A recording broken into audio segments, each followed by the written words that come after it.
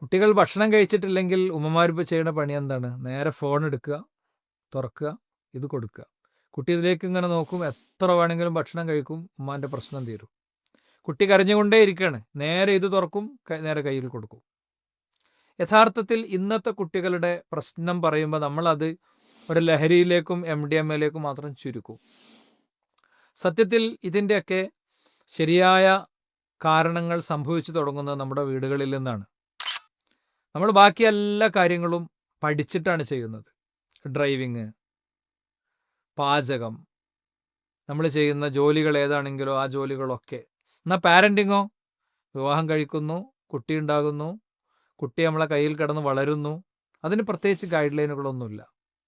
ശരിക്കും piece radio സമൂഹത്തിൽ ചെയ്ത ദൗത്യം എന്താണെന്ന് ചോദിച്ചു കഴിഞ്ഞാൽ അഭിമാനപൂർവ്വം നമുക്ക് പറയാൻ കഴിയും. അതിലേറ്റവും പ്രധാനപ്പെട്ട ഒരു കാര്യം, പീസ് റേഡിയോ സമൂഹത്തിലേക്ക് കൊടുത്ത അതിൻ്റെ സ്നേഹക്കൂടിലൂടെയും ഓൺലൈൻ കൗൺസിലിങ്ങിലൂടെയൊക്കെ കൊടുത്ത കുട്ടികളെ വളർത്തുന്നതുമായി ബന്ധപ്പെട്ട ഗൈഡ് ലൈനുകൾ തന്നെയാണ്. ഒരുപാട് രക്ഷിതാക്കൾക്ക് വെളിച്ചം പകർന്ന ഒരു സംഭവമാണത്. മാത്രമല്ല, അത് ഒരു ഗൈഡ് ലൈൻ കൊടുക്കുന്നതിലുപരി കുട്ടികളുടെ സ്ക്രീൻ ടൈം റീപ്ലേസ് ചെയ്യാനുള്ള പദ്ധതികൾ ഉണ്ടാക്കി മുന്നോട്ട് പോകാൻ നമുക്ക് പറ്റിയിട്ടുണ്ട്.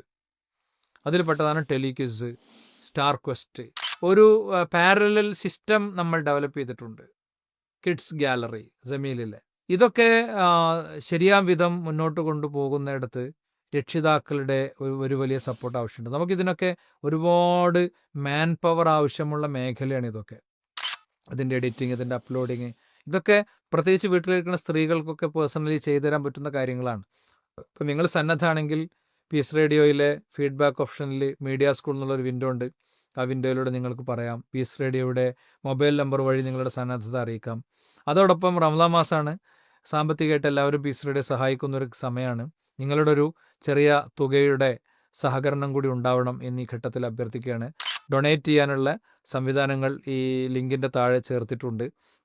അതുപയോഗിച്ച് നിങ്ങൾ ഡൊണേറ്റ് ചെയ്യുക. പീസ് റേഡിയോ ആപ്പ് തുറന്നാൽ ഡൊണേറ്റ് എന്നുള്ള ബട്ടൺ കിട്ടും. അതിൽ പ്രസ് ചെയ്താൽ നിങ്ങൾക്ക് റെസിപ്റ്റ് അടക്കം പ്രിൻ്റ് ചെയ്തെടുക്കാവുന്ന രീതിയിൽ ഇപ്പോൾ നമ്മുടെ ഓപ്ഷൻ നമ്മൾ അപ്ഡേറ്റ് ചെയ്തിട്ടുണ്ട്.